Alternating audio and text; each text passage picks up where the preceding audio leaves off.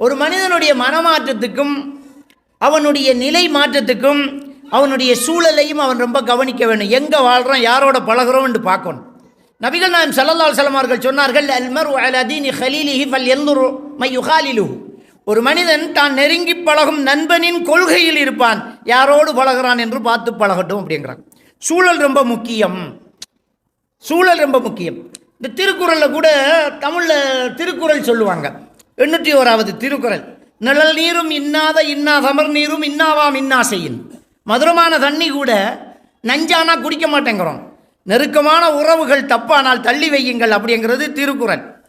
அப்போ ஒரு சமுதாயத்தில் ஒரு மாற்றத்தை கொண்டு வருவதற்கு நல்ல மக்கள் இருக்கணும், நல்ல உபன்யாசங்கள் இருக்கணும். நபிகள் பெருமானா ஸல்லல்லாஹு அலைஹி வஸல்லம் அவர்கள் ஜும்மாவை கடமையாக்குறாங்க. கண்டிப்பாக போங்க ஜும்மாக்கு. நேர காலத்தோடு போனால் ஒட்டகத்தை ஹதியா கொடுத்த நன்மை கிடைச்சிருங்கிறாங்க. அப்போ நேரத்தோடு போங்கிறாங்க. ஒட்டகத்தை வேண்டி நம்ம அறுத்து பங்கு போட்டு இறைச்சி கொடுக்கலாமா? எத்தனை லட்சம் செலவாகும். ஒரு மாட்டுக்கே 2-3 லட்சம் போகுது, ஒட்டகம் எவ்வளோ போகும் இல்லையே நாட்டில். அப்படியே கொண்டு வரதான் 1.5 கோடி போயிடும். அப்போ ஒட்டகத்தை அறுத்து தர்மம் செய்த நன்மை கிடைக்கும். முதல்ல ஜும்மாக்கு போ. அதுவும் முடியலையா, அடுத்து போ, அது மாடு ஒன்றை அறுத்து கொடுத்த நன்மையாக போகும். அப்போ ஜும்மாவுக்கு நேரத்தில் போ. அப்புறம் ஆடு, கொம்புள்ளாடு, அதுக்கு பிறகு கோழி, முட்டை. ஆனால் எல்லாமே இமாம் மிம்பரில் ஏறுறதுக்கு முன்னே தான் இந்த நன்மை. ஏறினா ஒன்றும் கிடையாது, அது வேறு கிடையாது. ஏறினா அந்த நன்மை இல்லை, ஜும்மாவுக்கு வந்த நன்மையெல்லாம் கிடைக்கும், அது வேறு. ஆனால் ஜும்மாவில் இமாம் மிம்பரில் ஏறத்துக்கு முன்னாடி போனால் எம்பிட்டு கிடைச்சிடும். அப்போ என்ன இஸ்லாம் நாடு தெரியுமா? உபன்யாசங்களாக வாரம் கண்டிப்பாக கேளு. நம்ம ஆள் பிந்தி வாரது, நேரத்தில் வந்தாலும் தூணையும் பேனையும் பிடிச்சிட்டு நல்லா தூங்குறது. வீட்டில் புள்ள சத்தம் போட்டால் புருஷன் தூங்க மாட்டார். உம்மா காவை காக்கிற பாப்பா படுக்கார், சத்தம் போடாதுன்னு.